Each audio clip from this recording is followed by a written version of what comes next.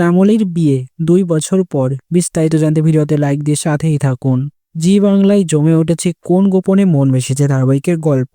অনন্যা এবং অনিকেতের বিয়ে তো হয়ে গেছে, শ্যামলীর জীবনটা পুরোই ছারখার। তবে তার মধ্যেও আনন্দ খুঁজছে শ্যামলী অনিকেতের বন্ধু হিসেবে। কিন্তু অনিকেতকে তো মনে মনে অনেক ভালোবাসে। সে যাই হোক, শ্যামলীর জীবনটা তো এইভাবে থাকতে পারে না। শ্যামলীরও একটা ভালো জীবন চাই, শ্যামলীরও বিয়ে হওয়া দরকার।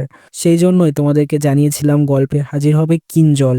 সেটাই সত্যি হবে আশা করি। তবে দেখা যাক শেষ অবধি গিয়ে কি হয়। তার জায়গায় অন্য কোনো নায়ক তাও হতে পারে। তবে যেই আসুক না কেন, শ্যামলীর সঙ্গে নতুন করে তার আবার বিয়ে হবে। গল্পটা কিছুদিন এগিয়ে নিয়ে যাওয়া হবে, প্রায় ২ বছরের মতো। দেখা যাবে নতুন কাহিনী, সেখানে শ্যামলী এবং নতুন নায়কের সঙ্গে বিয়ে হয়ে বেশ জমে উঠবে কোন গোপনে মন ভেসেছে ধারাবাহিকের গল্প। তো শ্যামলীর বিয়ে দেখার জন্য তোমরা কতটা এক্সাইটেড তা অতি অবশ্যই কমেন্টসে জানিয়ে এখনই সাবস্ক্রাইব করে নাও আমাদের ইউটিউব চ্যানেল। ধন্যবাদ সবাইকে।